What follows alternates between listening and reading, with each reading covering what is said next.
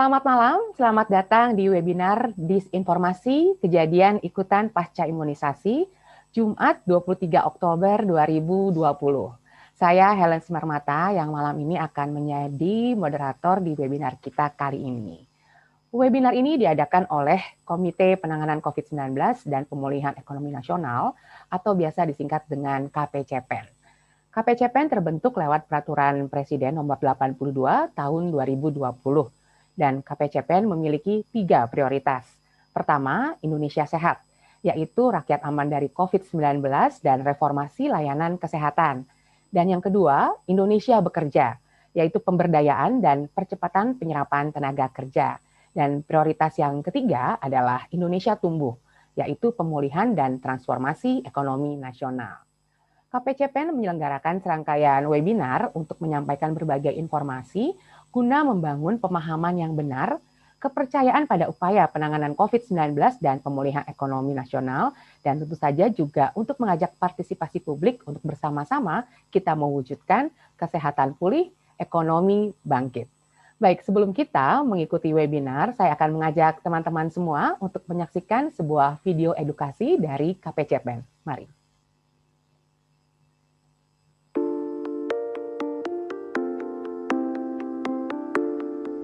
Kalau vaksin, ya itu tadi balik ketika kita divaksin, virus yang akan masuk ke dalam tubuh menjadi terhalangi gitu.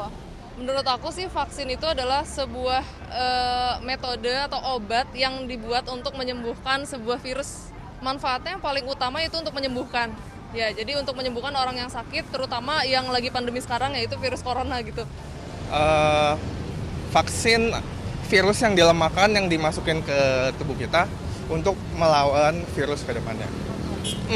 Untuk mencegah virus yang ada masuk menyerang kita lagi.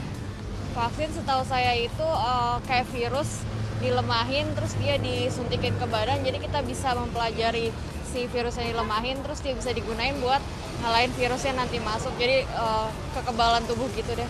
Setahu saya manfaatnya kalau ada virus yang nyerang kita bisa kebal, jadi kita lebih kuat gitu sih.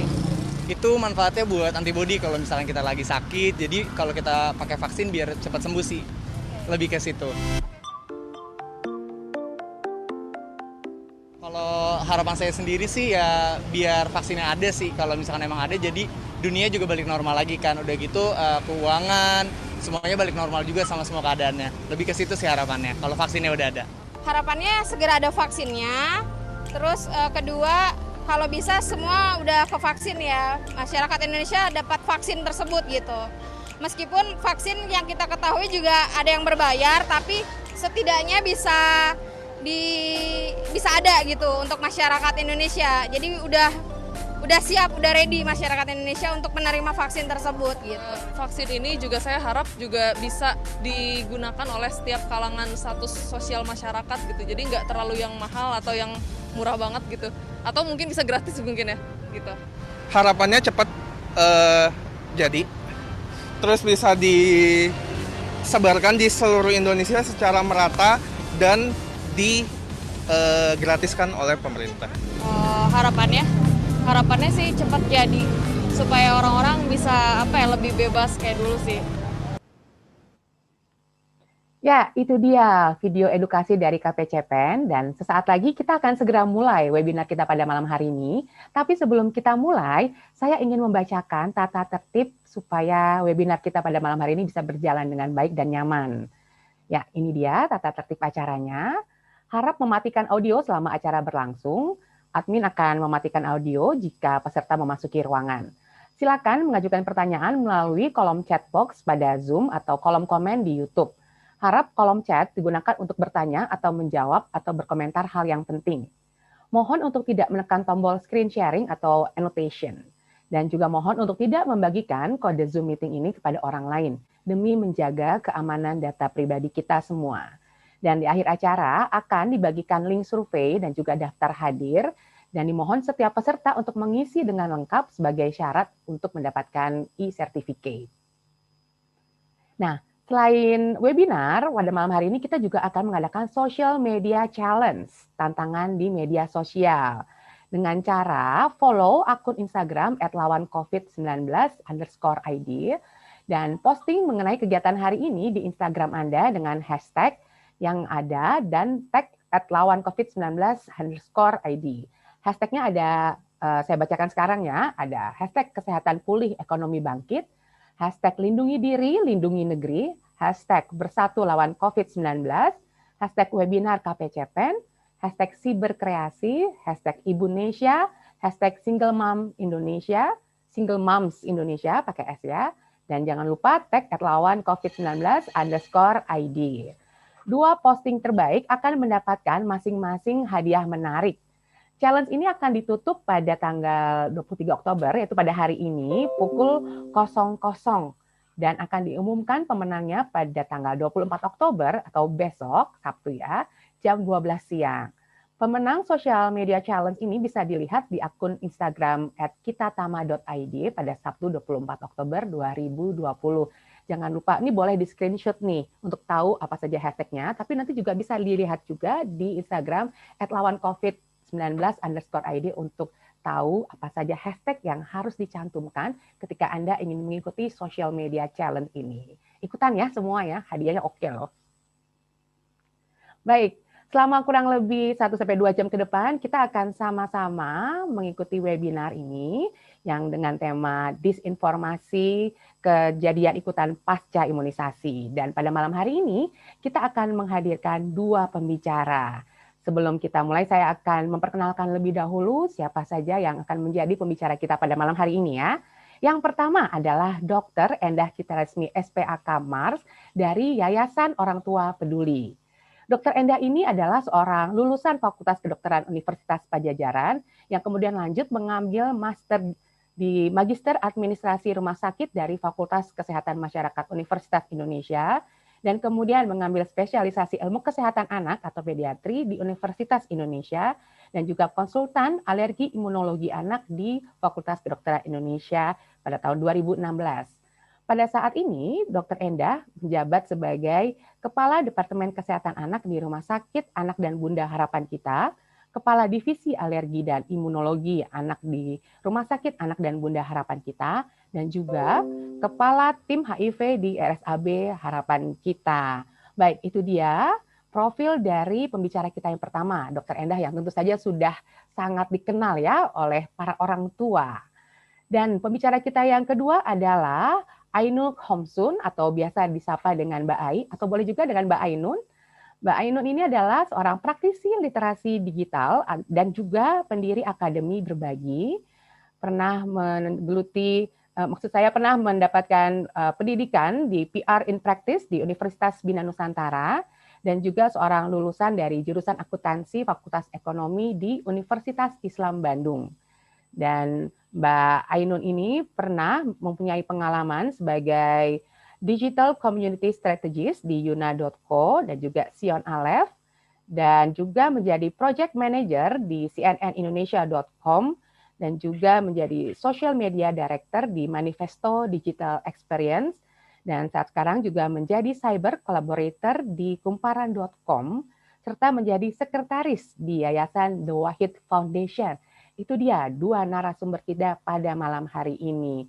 Baik, untuk para peserta, jika nanti ingin mengajukan pertanyaan, jangan lupa ya, Anda bisa menuliskan pertanyaan di kolom chat, baik untuk peserta yang mengikuti via Zoom, atau juga di kolom komen untuk Anda semua yang saat ini sedang menyaksikan webinar lewat YouTube.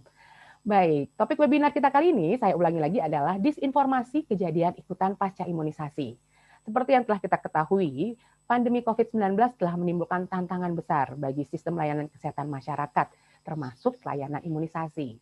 Banyak faktor yang dipertimbangkan orang tua dan pengasuh atau caretaker ketika mencari layanan imunisasi di masa pandemi. Namun, faktor yang paling berperan penting adalah tingkat pemahaman tentang manfaat dari imunisasi tersebut. Di sisi lain, masyarakat kerap berhadapan dengan disinformasi tentang imunisasi dan juga efek sampingnya, atau biasa disebut dengan kejadian ikutan pasca imunisasi. Sering juga disingkat dengan KIPI ya, KIPI, kejadian ikutan pasca imunisasi. Baik, untuk peserta, untuk narasumber kita yang pertama ini, saya akan mempersilahkan Dr. Endah dari Yayasan Orang Tua Peduli untuk berbagi informasi tentang kejadian ikutan pasca imunisasi ini. Dr. Endah, silakan dokter. Baik, terima kasih Mbak Helen. Saya ikut share screen sebentar ya.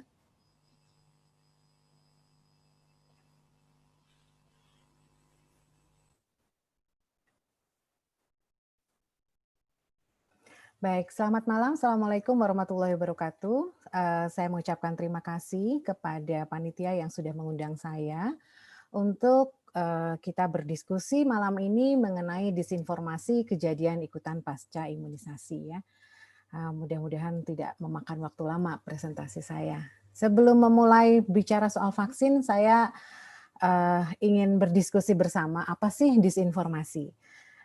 Asal katanya tentu adalah dari informasi. Informasi itu adalah sesuatu hal yang memang sudah terbukti kebenarannya pada saat ini.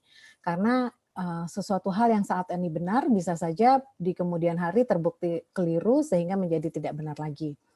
Nah, apa yang disebut dengan misinformasi? Kalau misinformasi itu adalah informasi yang tidak benar dan bisa menyesatkan.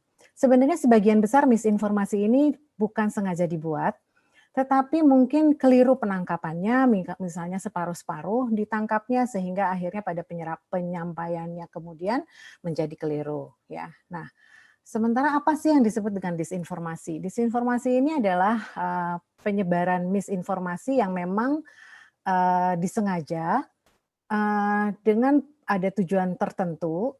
Jadi ada orang yang memang sengaja atau sekelompok orang yang sengaja menyebarkan informasi yang tidak benar. Dengan tentu saja banyak sekali tujuannya, yaitu menipu, membohongi, atau menyebabkan ketakutan, kekhawatiran di masyarakat. Ya, ini nanti yang kita akan bahas mengenai disinformasi ini. Ya, nah misinformasi ini sebenarnya maksud awalnya mungkin tidak jelek ya. Cuman misalnya nih yang saya sering, ini mungkin sama-sama kita sering dapatkan ya, dapat kiriman di WA group, ada posting, sebarkan katanya ya,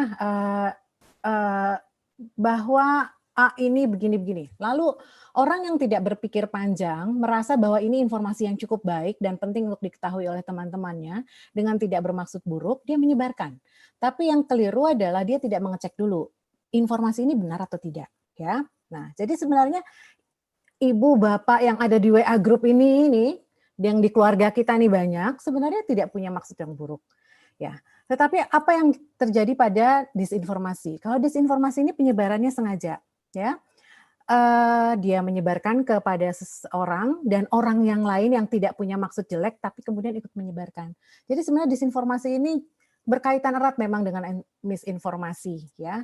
Nah, yang kita khawatirkan tentu disinformasi ini punya maksud-maksud khusus, punya agenda-agenda khusus, ya, menimbulkan kekhawatiran, kecemasan, ya.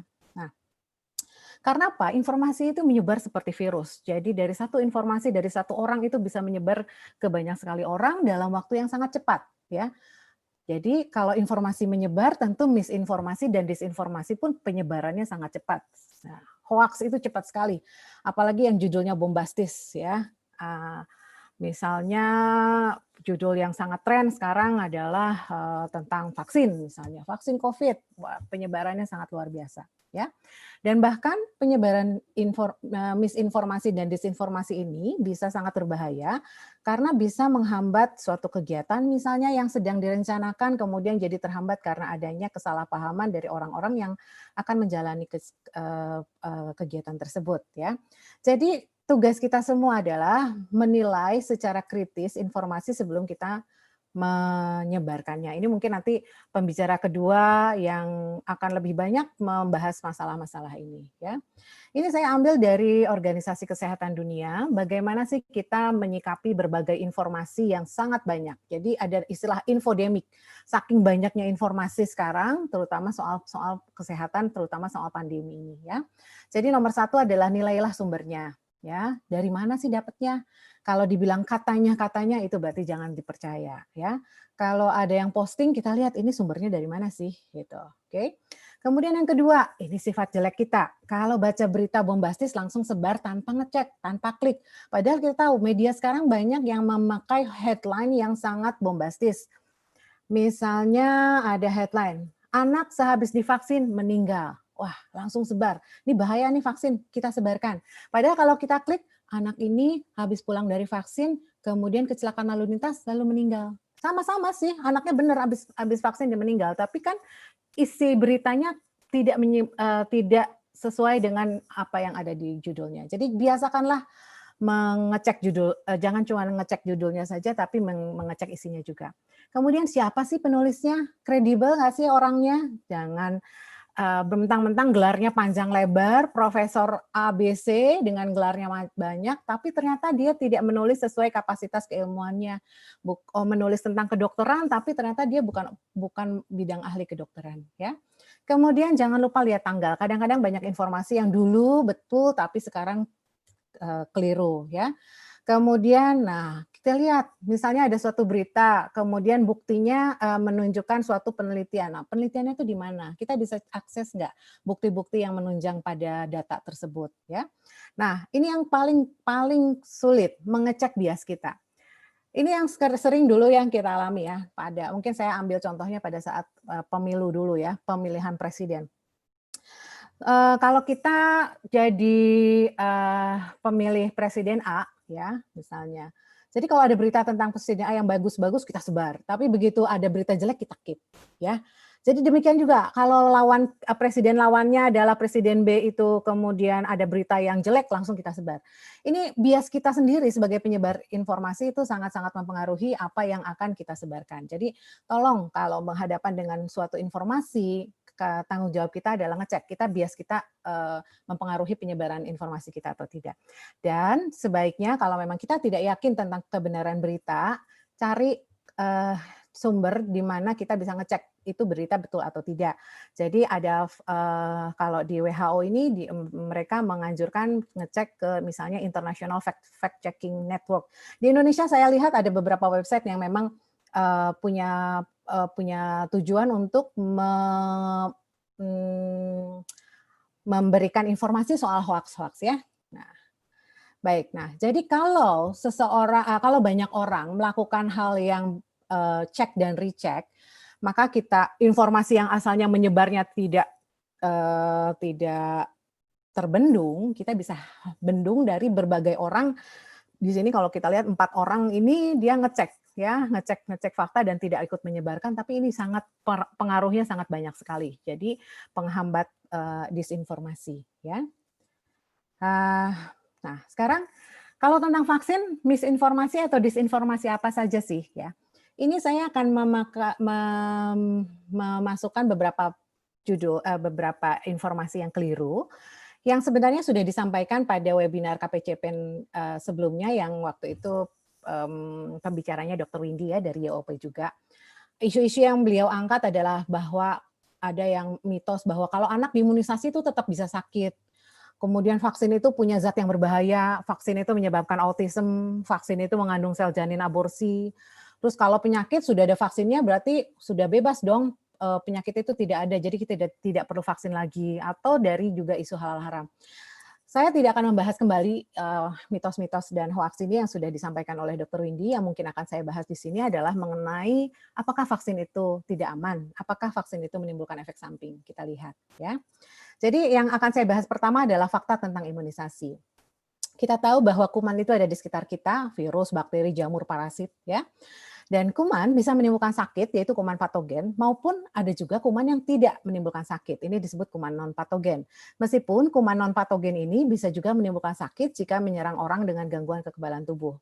Sementara ada kuman juga yang hidup di tubuh kita dan punya fungsi yang baik. Ini yang disebut flora normal. Jadi sebenarnya kuman itu bisa musuh, bisa teman kita. Ya. Nah, tapi kuman yang menyebabkan sakit, nah kalau masuk ke tubuh manusia, kita bisa menjadi terinfeksi, tapi kita tidak ada gejala tanpa sakit. Kenapa kita tidak sakit? Karena kita punya daya tahan tubuh yang baik. Ya, itulah mengapa COVID ini kan banyak yang orang tanpa gejala, dia terinfeksi, PCR-nya positif, tapi tanpa gejala. Karena daya tahan tubuhnya cukup baik untuk bisa menghambat sehingga tidak menjadi sakit. Atau bisa juga infeksinya ringan ya dan sembuh sendiri, self limiting. Contohnya common cold atau selesma, penyebabnya biasanya rhinovirus, adenovirus atau diare akut. Atau infeksi yang bisa menimbulkan sakit berat, berpotensi terjadi kecacatan dan kematian. Ini biasanya infeksi yang butuh bantuan obat, entah itu antibiotik, antivirus, anti jamur. Meskipun sebagian besar akhirnya bisa diatasi oleh daya tahan tubuh. Tapi sudah terjadi periode sakit, dan periode sakit ini bisa memerlukan perawatan di rumah sakit. Juga bisa terjadi kerusakan sel atau jaringan tubuh yang menimbulkan kecacatan dan bahkan bisa menimbulkan kematian. Ya, nah ini adalah contoh-contoh berbagai penyakit yang dari dahulu sudah kita tahu bisa menimbulkan kesakitan, kematian, dan kecacatan. Contoh polio, ini zaman saya, teman-teman saya jarang yang pincang seperti ini, tapi senior-senior di atas saya ada yang pincang seperti ini karena kena polio. Ya, jadi polio itu dulu ada dan sudah dilakukan vaksin sehingga akhirnya kita jarang menemukan kasus-kasus polio. Meskipun beberapa tahun lalu kita outbreak lagi polio. Difteri, zaman saya kuliah nggak pernah ketemu kasus difteri, tapi beberapa tahun terakhir ketemu lagi. Ya, difteri ini bisa menghambat pernapasan, menyebabkan kerusakan jantung dan akhirnya kematian. Tetanus, kita dulu waktu zaman kuliah tetanus ini belum bisa kita hilangkan. Ini menyebabkan kaku otot yang sangat nyeri dan bisa fatal. Batuk rejan atau pertusis bisa sangat menular dan bisa mematikan pada bayi. Ya. Kemudian hepatitis B, ini sakit kuning yang ditularkan dari darah atau cairan tubuh dan biasanya kalau bayi tertular dari ibu bisa menjadi infeksi kronis dan nantinya menjadi kanker hati. Ya. Hepatitis A, kemudian TBC, demam tifoid, ini saya nggak bahas satu persatu. Ini semua adalah penyakit yang ada di negara kita, sampai sekarang masih ada, dan masih menyebabkan kesakitan dan kematian. Cacar air, gondongan, rubella, campak, ini juga penyakit yang sampai sekarang masih kita temukan. Ya, sangat menular, bisa menyebabkan kematian, terutama pada anak-anak kecil biasanya. Ya. Kemudian ada Haemophilus influenza tipe B menyebabkan pneumonia, radang otak, kematian. Pneumococcus juga sama-sama menyebabkan pneumonia dan meningitis. Rotavirus menyebabkan diare cair yang sangat-sangat berbahaya karena bisa menyebabkan dehidrasi berat. Kemudian influenza menyebabkan gejala batuk, pilek, demam tinggi, lemas, dan bisa menyebabkan kesakitan yang berat pada anak-anak terutama dengan daya tahan tubuh yang kurang baik. Nah, dari berbagai penyakit yang tadi saya sampaikan, tentu kita ingin terbebas dari penyakit itu, dan itu sudah kita lakukan, karena kita sudah punya vaksin terhadap penyakit-penyakit yang tadi saya sebutkan. Ya. Nah, apa sih proses imunisasi? Proses imunisasi itu adalah proses menjadi kebal atau terlindungi terhadap penyakit. Sementara vaksinasi sendiri adalah kegiatan pemberian vaksin. Ya. Vaksin ini terbuat dari sejumlah sangat kecil kuman, bisa virus, bisa bakteri, atau toksin yang bisa menyebabkan penyakit, tapi yang dimasukkan ke tubuh kita ini sudah dilemahkan atau dimatikan, atau bahkan sebenarnya komponen saja, sehingga tentu tidak akan menimbulkan bahaya. Vaksin ini akan menyiapkan tubuh kita untuk melawan penyakit lebih cepat dan lebih efektif, sehingga kita tidak sakit. Nah, ini adalah suatu skema bagaimana pada saat kita kena infeksi kuman, maka tubuh kita sebenarnya membentuk proteksi, membentuk pertahanan. Nah, pertahanan tubuh ini akan terbentuk, kita akan membentuk antibodi. Nah, tetapi kalau kita tidak punya kekebalan di awal, maka kita akan mengalami periode sakit. Ini yang merah ini adalah periode sakit. Jadi pada saat tubuh kita melawan, membentuk antibodi, kita sedang mengalami sakit. Dan pada saat kita sembuh, memang kita sudah kebal terhadap penyakit tersebut. Nah, tapi bayangkan, kalau kita sudah melakukan vaksin dulu, sebelum kita terinfeksi. Nah, pada saat kita diberikan vaksin, maka tubuh kita akan membentuk antibodi yang akan memproteksi tubuh kita. Jadi kita akan kebal terhadap infeksi di kemudian hari. Jadi di sini tidak ada periode sakitnya. Nah, jadi inilah yang diharapkan dari proses vaksinasi. Kita ingin menjadi kebal tanpa menjadi sakit terlebih dahulu. Ya.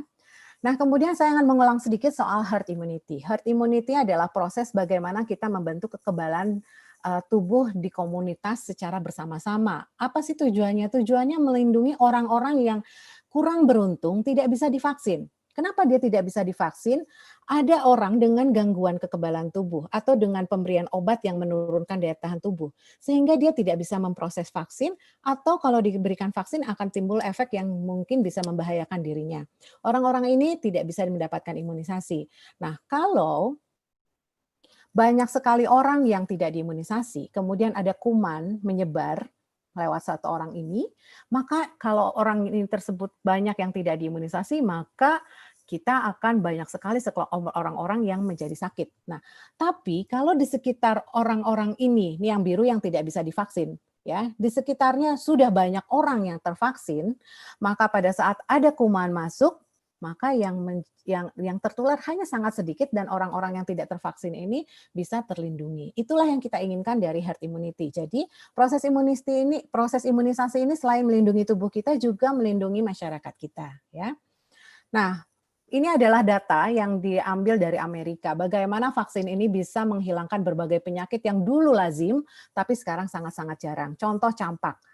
Campak ini laporan terdahulu, laporan tahun di awal abad 20, dan ini adalah laporan di tahun 2019. Kita lihat penurunannya lebih dari 99% kasus. Pertusis 92%, gondongan 98%, rubella lebih dari 99%. Bahkan cacar, ini bukan cacar air ya, cacar tuh smallpox. Ini penyakitnya seperti ini nih, anak yang menderita smallpox, bopeng-bopeng seluruh tubuhnya. Ya, ini sudah tidak ada lagi ditemukan sehingga saat ini kita tidak perlu lagi memberikan vaksin cacar. Ya, jadi kalau zaman saya kecil saya masih dapat vaksin cacar, tapi beberapa tahun setelah saya tidak mendapat vaksin cacar lagi. Ya, difteri lebih dari 99% dan polio ini hampir 100%. Kalau di Amerika mereka tidak punya lagi kasus polio. Ya, jadi luar biasa vaksin ini bisa sangat menurunkan penyakit sehingga bisa melindungi anak-anak dari berbagai penyakit yang sebenarnya bisa mematikan. Ya, nah kemudian saya ingin bicara soal fakta tentang kejadian ikutan pasca imunisasi. Pertanyaannya, apakah vaksin aman? Jadi vaksin itu sebenarnya definisi amannya kalau memang manfaatnya jelas dan nyata melebihi risikonya. Karena sebenarnya semua produk medis, baik obat maupun vaksin yang memiliki efek positif, dia juga bisa memiliki efek negatif. Jadi sebenarnya tidak ada vaksin yang 100% aman. Tapi kenapa kita tetap pakai? Karena manfaatnya jelas dan nyata dan melebihi risikonya. Ini yang harus kita pegang, ya. Nah, contoh ini obat yang sehari-hari diminum kayak makan permen aja, paracetamol. Siapa sih yang nggak pernah minum paracetamol? Apakah paracetamol itu 100% aman? Coba kita lihat. Ini saya ambil dari websitenya MIMS ya, tentang efek samping segala macam dari paracetamol. Ternyata paracetamol ini bisa menimbulkan toksisitas pada hati, gagal hati bisa, kemudian bisa menimbulkan alergi, ras ya. Kebetulan karena bidang ilmu saya alergi, beberapa kasus yang alergi paracetamol saya temukan ya, bahkan bisa alerginya berat ya. Intinya adalah paracetamol ini tidak 100% aman, tapi apakah kerusakan hati atau reaksi alerginya sering? Tidak, jarang, sehingga orang tidak takut untuk mengkonsumsi paracetamol ya. Nah, jadi secara singkat, reaksi simpang terhadap obat atau adverse drug reaction itu dibagi menjadi tipe A dan tipe B.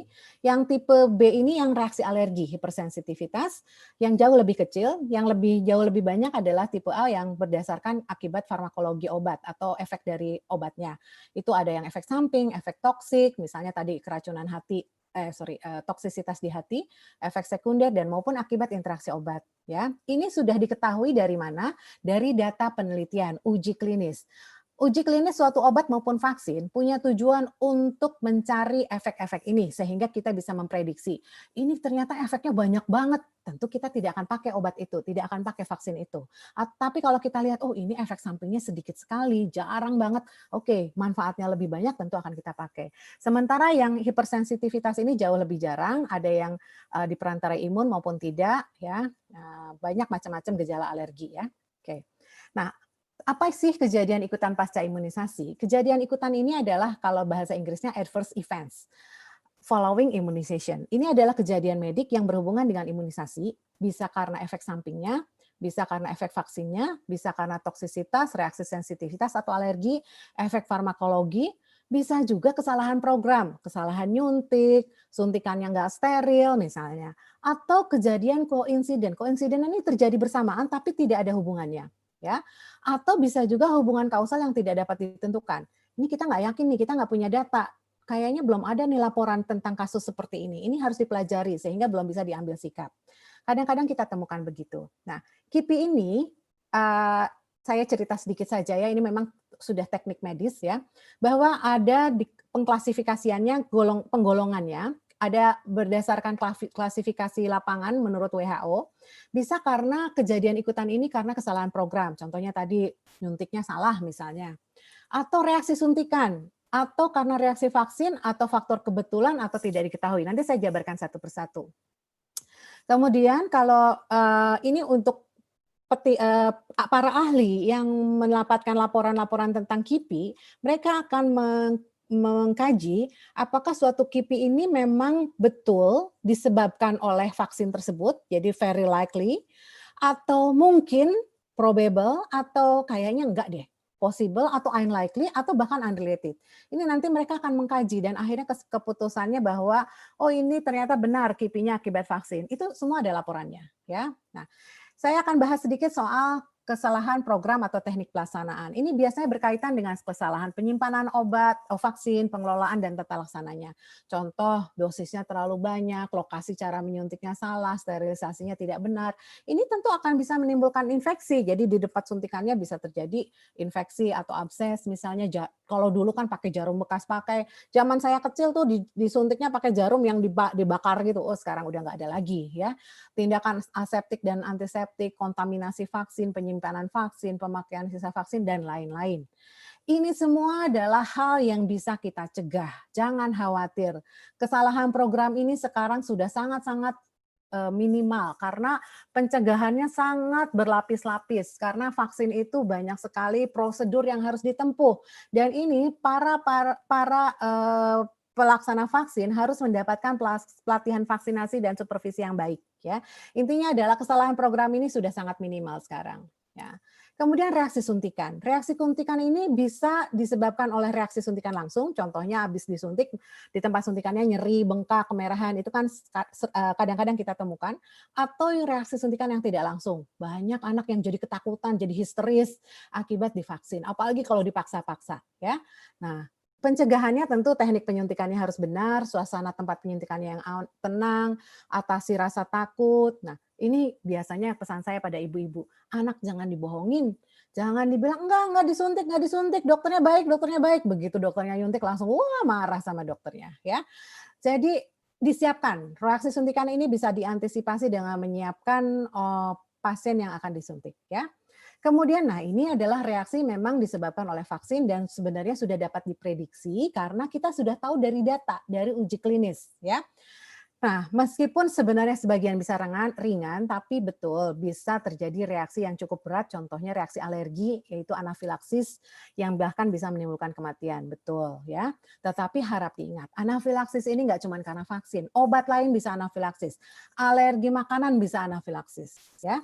Reaksi lokal biasanya nyeri di tempat suntikan, bengkak kemerahan, paling sering tuh DTP ya. BCG bisa bikin bengkak, kemudian bukan bengkak, bisul, kemudian nanah, kemudian jadi parut. Sebenarnya itu predicted ya.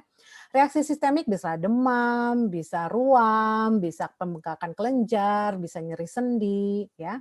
Nah, yang berat ini sangat jarang. Kejang, trombositopeni, hypotonic hyporesponsive episode, anak yang nangis nggak berhenti-berhenti, ya, anafilaksis dan encephalopati, ya.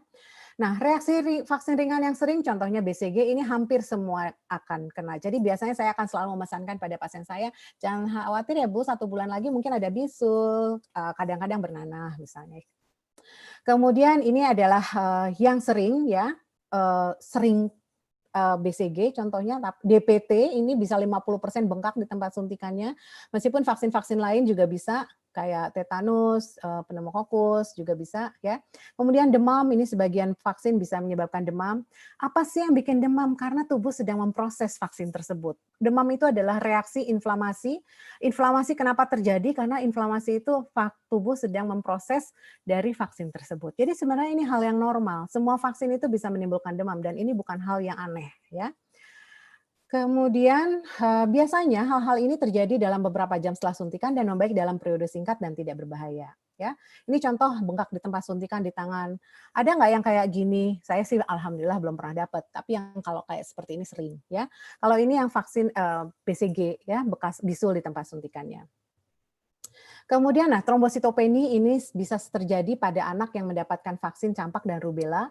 Ya, meskipun infeksi alamiah akibat campak maupun rubella akan menimbulkan trombositopenia yang jauh lebih berat dan jauh lebih sering dibanding vaksinnya. Contohnya ini, kalau kena rubella 1 dari 3.000 anak mengalami trombositopenia, tapi kalau vaksinnya hanya 1 dari 40.000. Jadi sebenarnya efek samping yang berat ini sangat-sangat jarang. Ada yang bahkan 1 dari sejuta vaksin, 1 juta dosis, 1 dari sekian juta dosis. Jadi sangat-sangat jarang kejadian-kejadian yang berat ini. Anafilaksis ini reaksi alergi berat yang bisa menimbulkan kematian, biasanya terjadi dalam kurang dari 1 jam setelah pemberian vaksin. Penyebabnya biasanya alergi terhadap komponen vaksin, jadi bukan kandungan kumannya, tapi terhadap misalnya gelatin, antibiotik, lateks, karena vaksin itu bukan cuma kuman, tapi ada pelarut-pelarutnya yang kita suntikan juga. Dan seringkali alerginya adalah terhadap komponen vaksin tersebut. Bagaimana mengantisipasinya? Kita harus melakukan anamnesis, apakah sebelumnya pada saat mendapat vaksin tersebut ada riwayat alergi. Kemudian pada saat setelah memberikan vaksin jangan langsung pulang. Observasi dulu, suruh pasiennya tunggu dulu, biasanya sambil bayar lah, sambil 15 menit pasca penyuntikan. Dan semua tempat yang akan melakukan vaksin harus punya peralatan untuk menangani reaksi alergi, ya. Maaf. Nah, kemudian ada lagi kejadian ikutan yang sebenarnya terjadi kebetulan atau koinsiden. Terjadi secara kebetulan setelah imunisasi, ya. Ya, tapi vaksin disalahkan sebagai penyebabnya. Saya ingat dulu ada anekdot, entah benar entah enggak. Ini termasuk misinformasi kali ya. Ada anak pada saat vaksin, dulu kan kita suka sering ya dulu vaksin polio ya, PIN, pekan imunisasi polio, itu kan ditetes. Kemudian katanya ada anak yang lagi makan klepon, terus divaksin, ditetes. Anak itu kemudian menangis dan kleponnya kemudian tersedak masuk ke saluran napas. Kemudian anaknya meninggal. Yang disalahkan apa? Vaksinnya. Padahal dia karena sedang makan sesuatu misalnya. Tuh ya yang sebenarnya terjadi kebetulan. Ya. Kemudian ada juga KIPI yang penyebabnya tidak diketahui, artinya kita belum bisa memastikan karena kita biasanya kita mencari apakah ini benar akibat vaksin atau bukan, itu kita berdasarkan literatur, berdasarkan data-data dari negara lain. Kalau memang ini belum ada datanya, maka kita akan memasukkannya ke dalam KIPI yang penyebabnya tidak diketahui dan dibutuhkan kelengkapan informasi lebih lanjut. Ya. Nah, kalau dari sisi kausalitas, kita lihat bahwa apakah kita bisa menjelaskan peristiwa tersebut. Contohnya tadi, anak tersedak karena makan klepon, jadi meninggalnya karena klepon. Berarti ada penjelasan alternatif, ya. Atau ternyata tidak ada penjelasan alternatif. Ini anak habis vaksin kemudian trombositopeni. Oh iya, vaksin ini memang bisa bikin trombositopeni. Nah, jadi berdasarkan adakah penjelasan alternatifnya atau tidak, kemudian apakah gejalanya cocok? Contohnya, waktu antara dia disuntik dengan timbulnya gejala cocok apa tidak? Kalau terlalu lama, suntiknya sekarang, gejalanya sebulan lagi, tentu tidak cocok. Kompatibel atau incompatible? Kita akan memasukkan bahwa kalau tidak ada penjelasan lain dan ini kompatibel, ini berarti certain bahwa ini adalah penyebabnya gara-gara vaksin. Atau bisa probable, possible, unlikely, dan unrelated. Atau yang kita tidak bisa jelaskan masuk ke unclassifiable. Nah, untuk apa sih ini semua dibuat? Nah, ini adalah demi kehati-hatian kita. Sebenarnya tidak cuma untuk vaksin, semua obat pun ada formulir pelaporan efek samping, ya. Karena kita selalu membuat laporan kalau memang kita menemukan ada sesuatu yang keliru, yang salah atau menyebabkan efek samping yang lebih banyak, maka obat tersebut, vaksin tersebut harus ditarik. Ya, jadi ini adalah suatu sistem yang dibuat untuk memastikan bahwa vaksin yang kita edarkan, vaksin yang kita berikan itu adalah aman. Ya, jadi para ahli akan mengklasifikasikan, oh ini memang gara-gara vaksin, ini kemungkinan bukan, atau ini tidak bisa diklasifikasikan. Itu adalah demi melaporkan kepada produsennya atau bahkan kepada lembaga pengawas vaksin yang lebih tinggi bahwa ini vaksin aman kok, atau oh ini vaksin tidak aman, tarik, misalnya begitu. Ya. Jadi nanti di akhir saya akan lihat ada bagaimana kehati-hatian kita terhadap pelaksanaan vaksin itu sudah membuat berbagai vaksin itu ditarik karena ternyata terbukti ada efek yang kita tidak harapkan, ternyata cukup banyak kejadiannya sehingga diputuskan untuk ditarik. Ya. Nah, ini adalah contoh laporan KIPI. Ini saya ngobrak-ngabrik internet, dapatnya di Ontario tahun 2015. Dia laporkan tahun 2015 mereka menyuntikkan 9 juta. Ada ditemukan laporan 678, ternyata sebagian besar adalah mild, ringan, cuman bengkak di tangan, ruam, reaksi alergi di kulit, biduran saja. Dan kejadian yang serius ada, tapi sangat jarang, ya. 34 dilaporkan. Jadi yang jarang dan berat ini adalah 4 dari 1 juta dosis. Jadi sangat-sangat kecil angkanya. Bagaimana di Indonesia? Saya mencari data juga. Ini adalah data dari pada saat kita sedang kampanye vaksin MR ya. Tahun 2018. Nah, dari ini pada fase 1 kita menyuntikkan 35 juta dosis, ada laporan 255 KIPI. Dan dari 255 ini hanya 18 yang berhubungan langsung dengan vaksin.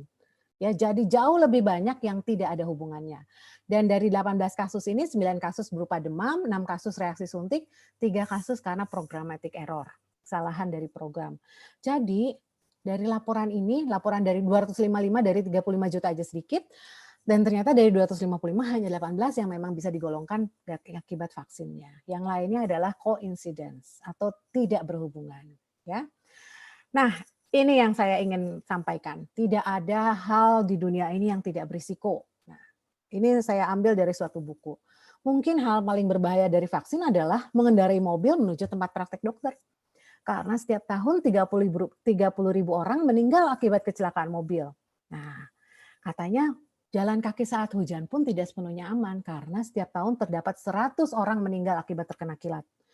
Ratusan orang meninggal karena terpeleset dan terjatuh di kamar mandi. Jadi apa? Aktivitas harian rutin juga punya risiko loh. Tapi kenapa kita memilih melakukannya? Karena kita mempertimbangkan bahwa manfaatnya melebihi risikonya. Ya, jadi kalau kita tidak mau pakai mobil, silakan jalan kaki. Jalan kaki ternyata bisa juga tertabrak, jalan kaki bisa juga terkena kilat misalnya. Ya, jadi itu semua adalah risiko yang sebagai orang pasti harus kita tempuh, ya. Nah, bagaimana kita memilah-milah informasi tentang vaksin dan KIPI? Ini ada berbagai sumber yang saya ingin sampaikan karena kita tahu internet itu bisa sangat mudah menemukan informasi, tapi bisa juga nanti informasi yang kita temukan adalah informasi yang keliru atau misinformasi atau jangan-jangan disinformasi. Ini adalah website yang kredibel, WHO, ya, CDC. CDC itu punya bahasan tentang vaksin yang sangat luas. Istilahnya lah kiblat kita tentang vaksin itu adanya di CDC. Jadi silakan browsing di cdc.gov vaccines. Ikatan Dokter Anak Indonesia juga punya banyak sekali informasi mengenai vaksin, terutama untuk anak. Silakan, ya. Ini saya ingin menyampaikan ini buku dari Dr. Paul Offit, tapi diambil sedikit tentang Vaccine Safety and Your Child's Parenting Fact from Fiction. Silakan, ini bisa di-download gratis. Kemudian di websitenya CDC ada banyak sekali informasi possible side effects from vaccine. Silakan baca di sini, ya.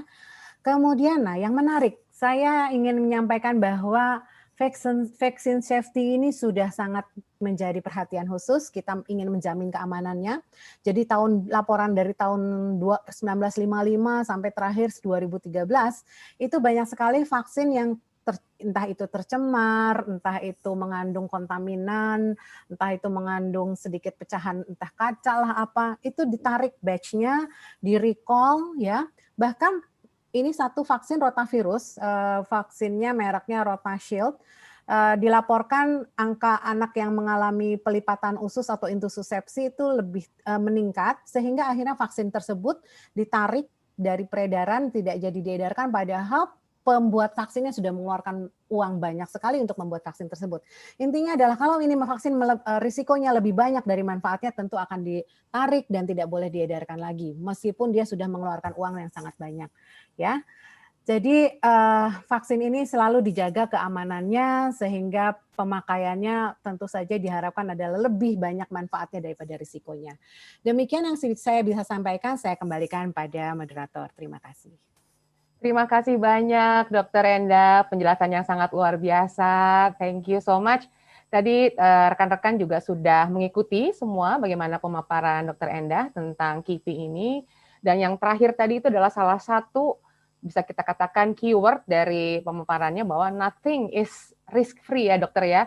Artinya tidak ada dalam hidup ini yang tidak ada risikonya. Bahkan sehari-hari saja kita selalu berhadapan dengan risiko, termasuk juga produk-produk medis. Meskipun produk medis itu bertujuan baik atau ada efek yang sangat positif yang diharapkan, tapi tetap saja memang ada risikonya atau akan ada efek negatifnya. Kemungkinan bisa akan ada efek negatifnya. Jadi tidak ada juga yang namanya vaksin itu 100% aman. Nah, banyak mis atau disinformasi yang terjadi sehubungan dengan vaksin atau imunisasi ini.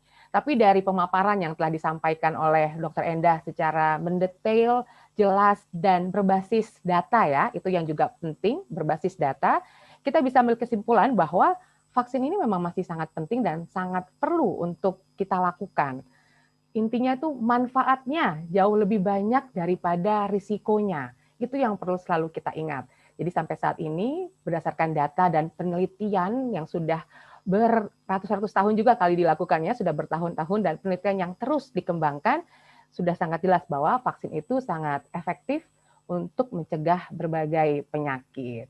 Kurang lebih begitu ya, Dr. Endah, dari apa yang sudah disampaikan. Terima kasih sekali. Saya juga sudah melihat ada begitu banyak pertanyaan dari rekan-rekan semua. Kita tahan dulu, karena kita akan mendengar pemaparan, atau kita akan ngobrol nih dengan pembicara kita yang kedua, yaitu Mbak Ainun Komsun, praktisi literasi digital dan juga pendiri Akademi Berbagi. Kita akan membahas, ngobrol, diskusi tentang cara menangkal disinformasi dan tentang jenis-jenis kekeliruan informasi lainnya. Mari, Mbak Ainun Komsun sudah hadirkan. Halo. Selamat malam, Mbak. Halo, selamat malam. Ya, tadi di awal Dr. Endah sudah memaparkan tentang ada yang namanya disinformasi dan juga misinformasi. Nah, Mbak Ainun ini kan punya concern, punya perhatian yang sangat besar ya terhadap literasi. Jadi kita mau ngobrol banyak nih, Mbak, tentang hal ini. Pertama, bagaimana cara kita bisa membedakan kekeliruan informasi itu, termasuk misinformasi di sini dan juga disinformasi, bagaimana cara menangkalnya gitu loh, Mbak Ainun? Yang pertama bagaimana informasi itu keliru apa enggak. Nah, memang sih, tadi saya habis dengar, oh ternyata saya juga banyak belajar dari paparannya Dr. Endah ya. Kalau ngomong soal teknologi dan informasi, memang kalau saya mau jujur, susah untuk membedakan mana informasi yang benar atau mana informasi yang keliru, apalagi di platform digital ya, zaman sekarang gitu. Kenapa susah? Karena kita ada problem dasar nih yang sebenarnya ini menjadi biang dari persoalan hingga sekarang, yaitu literasi digital kita rendah. Kenapa literasi digital kita rendah? Literasi kita rendah gitu ya. Literasi itulah kemampuan memahami gitu ya. Terus bagaimana bisa mengolah informasi apapun bentuknya itu, memahami kemudian bisa mengimplementasikan. Itu tuh kita rendah banget gitu. Tiba-tiba datanglah teknologi yang sudah langsung canggih gitu. Jadi di kita itu ada lompatan yang sangat jauh gitu ya. Dari yang literasi masih rendah, tiba-tiba sekarang smartphone begitu mudah dan murah bisa diakses banyak orang gitu. Kalau ngomong secara umum, memang akhirnya kesannya jadi susah membedakan mana ini karena pemahaman kita yang terhadap literasi digital rendah. Tapi sebenarnya tadi itu sudah dijelaskan oleh Dr. Endah gitu. Ada poin-poin yang harus jadi pegangan ketika kita menerima informasi apapun, walaupun itu dari orang yang kita percaya. Mau itu misalnya ya dari guru, dari pemuka agama, dari orang tua, dari kakak, dari idola, ya kan, artis yang digemari gitu. Mereka pastikan bahwa ada kemungkinan informasi yang mereka berikan itu salah. Itu yang selalu saya sampaikan gitu. Pokoknya siapapun ini, jadi kita harus menerima informasi itu dengan skeptis, belum tentu benar. Siapapun pembawanya. Kenapa? Ya tadi ada yang tidak sengaja kok, dia bukannya sengaja memberikan informasi yang salah gitu. Tetapi mungkin ketidakhati-hatian atau terburu-buru gitu, atau mengambil hanya sepotong gitu, atau karena ada gambarnya sudah merasa yakin bahwa yang bicara adalah yang ada di gambar, misalnya seperti itu. Sudah itu apa? Ya kita harus membaca sih, membaca dan memahami gitu. Tidak semua yang tampak di kalimat paling atas itu adalah sudah menunjukkan semua isinya gitu ya. Nggak cuma headline, kita kan sering banget tuh di WhatsApp gitu ya. Kita baru baca atasnya udah langsung nge-share ya nggak sih? Karena Iya, semudah itu nge-share-nya. Dan seringkali emang menyebalkannya adalah yang bombasinya ditaruhnya di bagian atas gitu. betul. Udah di bold, Penjelasan, caps lock ya, Mbak. iya penjelasannya. Terus yang berikutnya kita tuh punya problem ini sebenarnya. Ini sebenarnya masalah lebih ke masalah urusan teknologi sih. Jadi di teknologi itu ada namanya algoritma. Algoritma itu memanjakan otak primitif manusia gitu. Otak primitif itu otak yang paling otak bawah sadar gitu. Dia sebenarnya tidak membaca benar atau salah, tetapi ini bahaya apa tidak kan gitu. Algoritma emang dibikin terutama di media sosial ya, dibikin seperti itu. Sebenarnya kan tujuannya untuk membantu kita, gitu, untuk memudahkan manusia supaya nggak terlalu mikir gitu. Apa-apa dipilihin, disediain, dilokalisir gitu kan. Celakanya kita makin malas mikir gitu. Nah itu juga ada ikutan begitu sih, sehingga seringkali kita itu ada dalam sebuah bubble informasi yang kita merasa benar karena kita terekspos pada hal yang sama atau lingkungan yang sama atau orang-orang yang sepemahaman gitu. Itu juga menjebak sih gitu. Itu menjebak kita menjadi sering menerima hal-hal yang bersifat hoax atau disinformasi. Itu Karena juga kan. informasi itu terus-menerus kita dengar, akhirnya seolah menjadi sebuah kebenaran gitu ya, Mbak, menjadi Nah, itu sebuah yang berikutnya. fakta. Itu yang berikutnya. Ketika kita dibombardir sesuatu yang salah terus-menerus, lama-lama yang salah pun menjadi tampak benar gitu. Ya, ini jadi problematika. Jadi kita itu ada double inilah. Problemnya jadi ganda gitu ya, literasinya rendah gitu ya. Algoritma itu membuat kita informasi itu menjadi bubble-bubble yang satu dengan yang bisa tidak saling berhubungan gitu. Terus kita lebih sering membaca karena untuk membalas, bukan membaca karena mau memahami gitu. Jadi kita sudah punya opini sendiri gitu ya atas bacaan kita gitu. Sehingga kita kadang hanya memilih bacaan yang kita setujui dalam tanda kutip. Belum tentu benar, tapi karena kita merasa setuju dengan itu yang kita anggap benar gitu. Jadi kebenaran menjadi absurd sih emang di media sosial Iya. atau digital gitu. Itu Akhirnya jadi sih. kayak relatif juga ya, Mbak. Kita Iya, awalnya iya. membaca itu kan kita merasa nyaman ketika pemahaman kita, oh kita cocok logi gitu jadinya. Iya, betul. Terus yang ngasih tahu orang yang satu kubu sama kita, oh makin tuh. Bener nih, pasti bener nih. Ternyata sebenarnya bukan benar, tapi sama. Belum tentu benar, tapi memang kebetulan berarti pemikiran kita sama dengan dia. Karena sama, lalu kemudian kita melabelkan informasi tersebut sebagai sebuah kebenaran. Kebenaran gitu. Nah, yang berikutnya, ini juga masalah algoritma dan otak primitif manusia itu. Celakanya hoax itu menyebarnya 10 kali lebih cepat daripada yang benar gitu.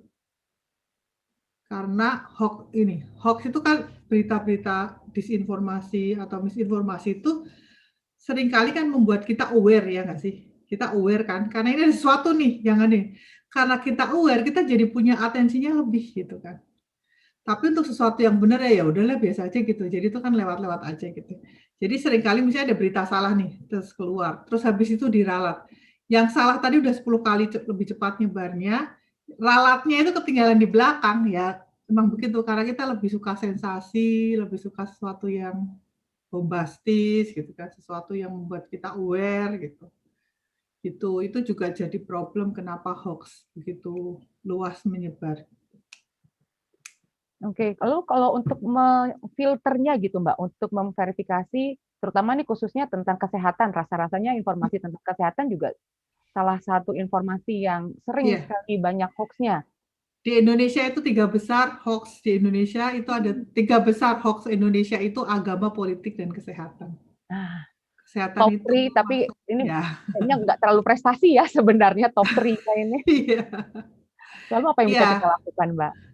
Dan imunisasi atau vaksin ini double lagi nih, karena dia kena di agama dan kena di kesehatan. Jadi emang combo sih ini problemnya untuk disinformasi dan misinformasi soal vaksin dan imunisasi ini gitu ya. Eh, Sebenarnya memang kalau kita ngomong ini harus ada campur tangan pemerintah yang cukup signifikan untuk soal literasi dan digital literasi sih. Mau nggak mau itu harus diberesin juga, walaupun untuk daruratnya seperti tadi yang eh, Dokter Endah bilang gitu ya, kredibilitas kita selalu menyebutnya credible source itu harus menjadi pegangan paling pertama gitu. Kalaupun gini kan ada juga kan yang ngaku-ngaku atau memang benar dokter bahkan memberikan informasi yang sesat itu kan juga ada kan gitu. Itu juga makin bikin riuh kan gitu. Nah, saya selalu gini kalau ngasih tahu, kalau apalagi informasi kesehatan ya, apalagi itu menyangkut hajat hidup orang banyak, pasti lembaga yang bertanggung jawab itu akan mengeluarkan informasi itu. Jadi saya selalu bilang kalau kamu dapat informasi cari di lembaga asalnya mana. Kalau itu kesehatan di Kemenkes atau misalnya SDGs atau apa biasanya kan itu pasti akan. Setelah itu cari di media. 3 media besar pasti akan menuliskan kalau itu memang penting dan berdampak atas hajat hidup orang banyak gitu. Dan itu emang rata-rata emang begitu sih ya. Iya nggak sih kalau kita mau ngomong soal ini kan. Itu untuk Ya. menangkalnya. Kalau kalian nggak temuin, bisa jadi memang belum dirilis ke media. Berarti artinya ya jangan dulu gitu. Jadi harus ada filter dalam diri juga gitu ya. Gini, satu kali saya mencet ini tuh, kalau saya menahan diri, itu dampaknya jauh lebih baik. Kalau saya menyebarkan sekali aja, cuman mencet jempol share sekali, itu dampaknya bisa merugikan orang lain loh. Jadi mari kita sama-sama, mari kita menahan diri, karena itu akan mengurangi dosa kita buat orang lain, gitu kan.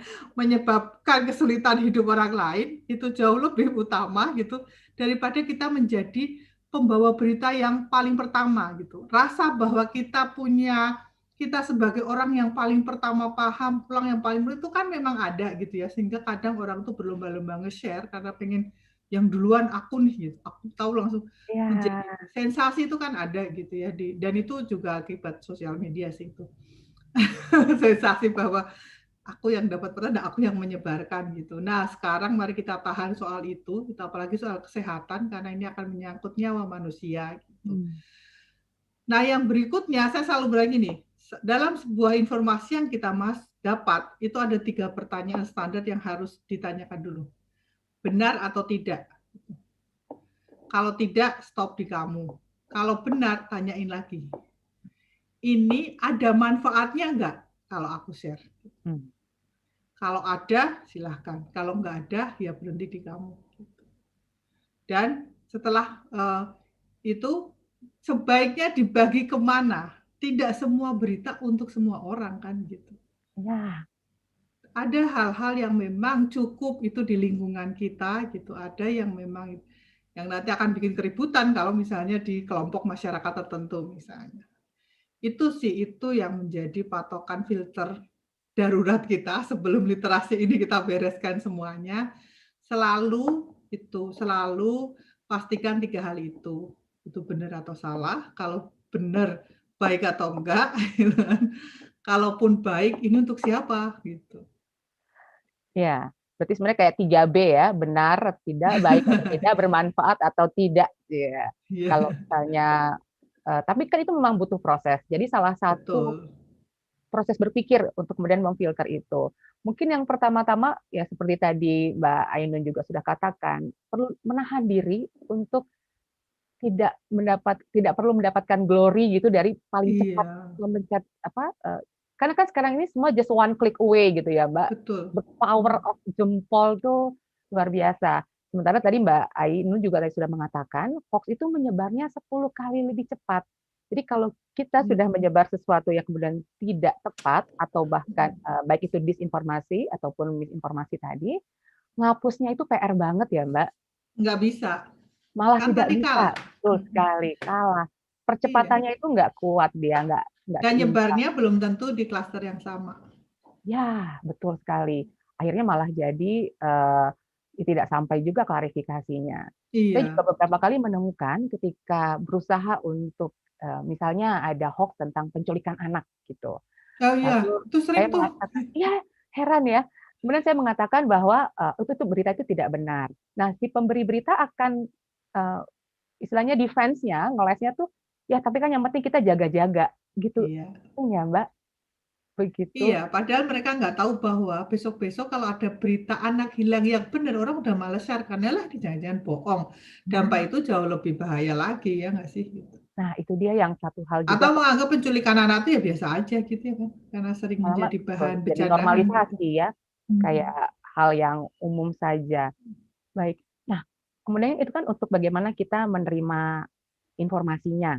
Nah, kalau sekarang bagaimana untuk kemudian kita menyampaikan informasi yang akurat tentang imunisasi ini kepada keluarga atau masyarakat? Apakah ada cara komunikasi yang tepat sehingga kemudian apa yang disampaikan bisa mengena dan kemudian bisa ada syukur-syukur ada perubahan perilaku gitu ya Mbak dari Iya, penyampaian informasi tersebut. iya. Ini menarik sih memang ya. Imunisasi itu sebenarnya udah hari-harian ya. Maksudnya dari kita kecil kita tuh udah dengar imunisasi, tetapi seringkali penjelasan yang nyampe ke bawah itu bahasanya terlalu penjelasannya memang itu karena harus dijelaskan secara ilmiah gitu ya. Tapi ini menjadi PR para pemangku ini sih, pemangku kepentingan bahwa bagaimana kita membuat narasi yang jelas, sederhana dan bisa dipahami dari level masyarakat dengan pendidikan tinggi sampai terendah. Itu penting dan lebih menyederhanakan, tidak terlalu panjang narasinya. Kenapa? Karena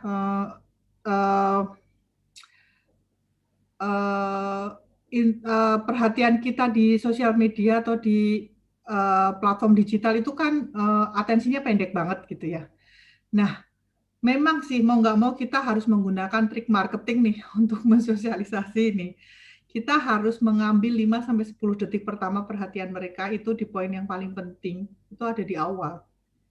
Itu untuk mengambil itu. Terus dibuat dalam 3 bentuk konten. Jadi harus ada teksnya, harus ada audionya, harus ada visualnya. Kenapa? Karena orang punya preferensi yang berbeda-beda dalam menangkap sebuah message atau pesan. Ada yang lebih mudah dengan teks, ada yang lebih mudah dengan video, gitu, ada dengan gambar. Itu harus di tiga-tiganya dilakukan. Terus menggunakan cara berkomunikasi yang berbeda untuk target audiens yang berbeda. Gitu. Mau nggak mau memang harus dipecah. Kita ngomong ya udahlah kita kayak jualan. Tahu nggak sih mungkin para hadir di sini ada yang seangkatan sama saya yang suka nonton TV zaman dulu. Ingat nggak ada iklan wafer Tango itu? Berapa lapis? Ratusan. Itu kan nyebelin banget ya nggak sih? Diulang-ulang. Tapi itu efektif. Tahu nggak? Sampai sekarang Begitu kita ingat. betul. Dan itu ternyata bisa membuat anak itu jalan ketika di lorong mall perginya ke wafer Tango loh. Ya. Itu kunci berikutnya, diulang-ulang. Mau bosan apa terus aja diulang-ulang. Nah, tadi kan saya bilang di digital itu ada klaster informasi atau bubble-bubble informasi. Nah, gimana kita bisa masuk ke semua bubble itu? Kita menggunakan namanya key opinion leader di setiap klaster itu. Jadi ada yang memang ini untuk di klaster orang-orang kubu A, ini ada yang klaster kubu B, ini yang non kubu, ini anak milenial, ini ibu-ibu, ini grup pengajian kayak gitu. Jadi sesuaikan aja kalau grup pengajian ya kita akan menggunakan tokoh agama untuk bicara misalnya ya kan. Kalau di anak milenial gitu mungkin mereka lebih kayak wah ini tentang mimpi masa depan gitu kan, membangun sebuah cita-cita bla bla bla ya, gimana lu mau cita-cita kalau lu kagak imunisasi badan nggak sehat ya nggak sih ya kayak gitu. Artinya kita harus menggunakan itu untuk semua format, semua pendekatan harus dilakukan dan terus menerus karena memang mau nggak mau sih ngomongin imunisasi adalah ngomongin target audiens dari usia tua sampai paling muda ya nggak sih? Karena toh anak muda itu nanti juga mereka akan besar dan mereka harus tahu bahwa ini penting gitu. Itu sih yang ini. Jadi menggunakan strategi digital marketing yang memang mau nggak harus dilakukan gitu. Karena seringkali informasi yang disebarkan itu bentuknya sangat formal dengan teks yang panjang, saya bisa paham sih karena eh, terutama para pemangku kepentingan ini untuk menghindari kesalahpahaman gitu kan. Jadi memang harus diberi penjelasan sejelas-jelasnya. Cuman celakanya makin jelas makin panjang makin nggak dibaca gitu. Itu emang agak repot sih ya gitu. Makanya jalan keluarnya video sih. Itu video agak menyelesaikan sedikit ke persoalan di situ gitu walaupun harus dibikin narasi. Kalau perlu dibikin cerita gitu. Kenapa kalau cerita itu jadi kalau kita ngomong komunikasi di digital yang paling pemenangnya adalah para storyteller gitu. Orang-orang yang pandai bercerita itu akan mendapatkan follower banyak atau mendapatkan virality atau mendapatkan perhatian yang cukup gitu. Karena pada prinsipnya kita suka dengan cerita ya nggak sih? Iya. Semua agama apapun lihat deh, kitab sucinya bentuknya cerita. Kenapa ya? Karena Tuhan tahu manusia itu sukanya diceritain gitu. Kenapa kita nggak mengikuti itu? Dengan cerita juga engagement-nya lebih terbentuk Betul. ya, keterikatan dengan story yang sedang diceritakan dan juga tentu Iya. saja pesan yang disampaikan itu akhirnya jadi kayak bagian dari kita gitu karena kita ada di Iya, dalam betul. cerita tersebut. Iya. Baik, tapi kan itu yang digambarkan oleh Mbak Ainun dari soal cara menyampaikannya mungkin di tataran pemegang kebijakan atau juga mungkin dari institusi gitu. Kalau untuk sesama kita nih Mbak, misalnya sesama awam atau masyarakat, bagaimana cara menyampaikan informasi tentang imunisasi atau tentang kesehatan supaya bisa ikut menjadi agen penyebar informasi yang baik gitu, yang sah. Apakah misalnya salah satunya pemaparan tentang data. Jadi kalau ada informasi tentang data dan tadi tentang sumber yang sahih atau sumber yang pasti, ya itu bisa kita bantu juga disebarkan. Mungkin menghindari atau mengurangi asumsi atau pendapat-pendapat pribadi gitu dalam menyebarkan berita atau mungkin Mbak Ainun ada masukan lain? Iya.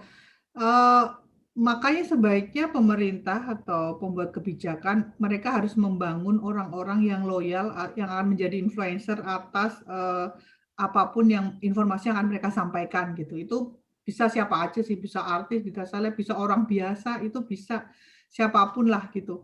Mengidentifikasikan mereka untuk kemudian menjadi spokesperson kita di online karena justru mereka lebih dipercaya kok orang-orang biasa kayak kita ini ibu-ibu yang nongkrong ngobrol nganterin anak sekolah gitu nggak sih itu kan kadang lebih punya dampak gitu ya daripada misalnya edaran dari Menteri Kesehatan misalnya gitu. Karena kan kita nggak ada kepentingan gitu ya, nggak punya kepentingan Betul. pribadi. Dan itu tadi saya bilang kekuatan cerita. Nanti kan dia akan bercerita kemudian relate sama hidupnya dia. Tahu nggak sih kemarin gue tuh berangkat vaksin gini-gini ya nggak sih kayak oh ya gue juga mau nyoba gitu kan.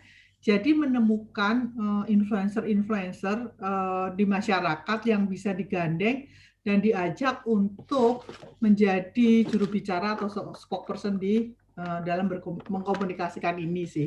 Itu malah justru penting sih karena kadang mereka kayak nggak terlalu inilah kalau sama pengumuman resmi pemerintah gitu atau ini. Walaupun sebaiknya mereka juga dibekali dengan akses data dan informasi yang mudah mereka dapatkan. Ya, jadi kalau misalnya memang ada akses yang kemudian ada informasi yang aksesnya mudah dan menarik dengan infografis, dengan video gitu, itu pasti masyarakat juga lebih mudah untuk menangkap pesannya. Yang penting tertarik dulu gitu ya Mbak. Nanti selanjutnya untuk penjelasan lebih lanjut kan lebih enak ketika orang sudah ada atensi, sudah ada perhatian, sudah ada ketertarikan terhadap isu tersebut. Ngobrol lebih lanjut. Oke, maaf nih tiba-tiba ternyata baterainya mau habis. Iya, betul. Iya, itu dulu saya pernah tuh waktu Nusantara Sehat ya. Jadi waktu itu saya pernah ikut program itu diajak ke Batam gitu ya. Ternyata ketika kita diajak dan ini ternyata kita baru tahu ternyata ada program itu ya. Ternyata ini ya terus kita tuh jadi kayak oh iya ini bagus untuk kita. Nah, orang yang punya kesadaran, keikhlasan untuk menyebarkan informasi itu biasanya jauh lebih berdampak sih. Jadi melibatkan masyarakat dalam hal ini, itu orang-orang yang punya potensi untuk menjadi penyebar informasi itu, untuk terlibat dan ikut merasakan, melihat atau mendengarkan langsung seperti oh ini ternyata begini ya, oh gitu, itu akan membantu mereka dan itu jauh lebih kalau mereka sukarela itu lebih genuine gitu kan. Nah, orang kan lebih suka kan Ya, informasi-informasi yang genuine yang ya tulus sincer tanpa gitu. agenda apapun Tulus, gitu. betul. Jelas bahwa kepentingan kita dipikirkan secara tulus, bukan karena ada hidden agenda atau ada Iya, tujuan kalau lain. sekarang kan pemerintah ngomong banyak dicurigain mulu yang isi adalah soal COVID ya kan. Apapun Betul. lah yang Baik, walaupun ada. terima kasih Mbak Ainun untuk penjelasannya. Terima kasih, ini luar biasa sekali ya teman-teman. Seorang praktisi literasi digital sudah banyak berbagi kepada kita. Di sini saya bisa garis bawahi antara lain yang Mbak Ainun sarankan, kita harus membina juga yang namanya sikap skeptis. Skeptis itu artinya kita mempertanyakan setiap informasi yang masuk, apakah ini tadi dikatakan baik atau benar, apakah bermanfaat, dan apakah kemudian ini kalau mau kita bagi, kita harus bagi kemana. Tapi sebenarnya kalau ditarik mundur lagi, hal yang sangat lebih penting untuk kemudian kita jadikan PR bersama adalah masalah literasi. Jadi kita harus memperbanyak membaca, karena dengan banyak membaca, kemampuan literasi kita akan semakin meningkat. Dengan begitu, kita juga bisa memahami informasi dari segi wacana maupun konteksnya dengan lebih baik lagi, sehingga yang namanya misinformasi atau disinformasi atau penyebaran hoax bisa kita cegah bersama. Dan satu hal lagi, tahan diri. Tahan diri dalam berbagi informasi, pastikan dulu, baru kita gunakan jempol kita untuk berbagi informasi yang lebih bermanfaat. Demikian pemaparan dari Dr. Endah dan juga Mbak Ainun. Dan kita sekarang akan memasuki question and answer, tanya jawab. Kita lihat apakah ada pertanyaannya, sudah banyak sekali. Oke, tapi sebelum kita tanya jawab, saya mau mengingatkan lagi untuk social media challenge. Jangan lupa ikut social media challenge kita. Caranya follow akun Instagram @lawancovid19_id dan posting mengenai kegiatan hari ini ya di Instagram Anda dengan hashtag yang ada dan tag @lawancovid19_id. Oh ya, akun IG-nya, Instagram-nya jangan di private ya. 2 post terbaik akan mendapatkan masing-masing hadiah menarik. Dan challenge ini akan ditutup hari ini, 23 Oktober jam 00 atau jam 12 malam. Dan akan diumumkan tanggal 24 Oktober, yaitu keesokan harinya, jam 12 siang. Dan pemenang social media challenge itu nanti akan bisa dilihat daftar pemenangnya di akun Instagram @kitatama.id pada hari Sabtu 24 Oktober itu. Untuk hashtagnya ada beberapa, yaitu hashtag kesehatan pulih ekonomi bangkit, hashtag lindungi diri, lindungi negeri, hashtag bersatu lawan COVID-19, hashtag webinar KPCPEN, hashtag siberkreasi, hashtag Ibunesia, hashtag single moms Indonesia, dan tag @lawancovid19_id. Jangan lupa semua hashtagnya harus ditulis, bisa dilihat juga di kolom chat atau di kolom komen, sudah ditulis juga oleh admin kami. Baik, jangan lupa loh, ikut loh semua social media challenge-nya. Dan sekarang kita akan masuk ke sesi tanya jawab. Ini sudah banyak pertanyaan, tapi tentu saja tidak bisa semua. Oke, pertanyaan pertama untuk Dr. Endah dari Ubaidillah. Supaya tidak terjadi disinformasi, apakah pasti semua jenis vaksin yang digunakan dalam program imunisasi sangat aman dan efektif? Boleh langsung silakan ditanggapi, Dr. Endah. Baik, terima kasih Pak Ubaidillah ya. Baik. Vaksin itu tentu dalam proses pembuatannya sudah melewati berbagai tahapan penelitian, uji klinis maupun praklinis dulu di laboratorium, kemudian baru dicobakan ke manusia di uji klinis fase 1 sekelompok kecil orang, fase klinis kedua sekelompok besar, dan yang sampai ribuan orang itu di fase klinis ketiga. Kemudian setelah selesai uji klinis juga tetap ada pemantauan KIPI, yaitu di post marketing surveillance. Itu semua apa? Untuk memastikan bahwa vaksin yang beredar itu aman, ya. Meskipun memang kita mendapatkan laporan ada efek samping, tetapi efek samping itu sangat jarang. Satu yang berat, yang jauh lebih banyak adalah efek samping yang ringan yang bisa dihandle dengan paracetamol, kompres segala macam. Artinya tidak mengancam jiwa dan tidak membahayakan. Nah, jadi kalau mau dibilang aman mengancam jiwa, ya, karena kalau ada kondisi di mana vaksin itu menimbulkan efek yang merugikan, pasti sudah ditarik. Di uji klinis fase 3 ditemukan atau di post marketing surveillance ditemukan. Nah, jadi pemerintah maupun berbagai lembaga imunisasi akan terus-menerus memantau keamanan vaksin tersebut.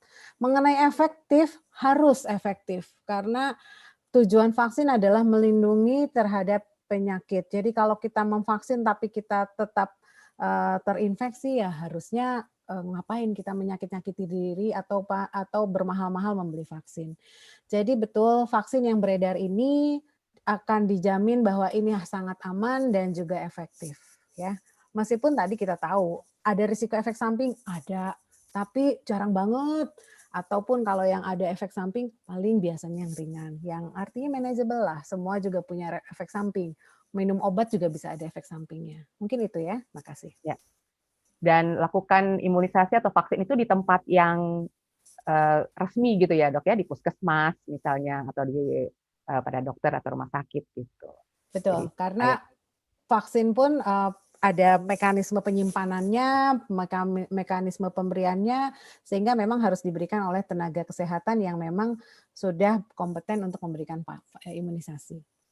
Baik, terima kasih Dr. Endah untuk Sama-sama. penjelasannya. Semoga semakin jelas lagi untuk kita semua.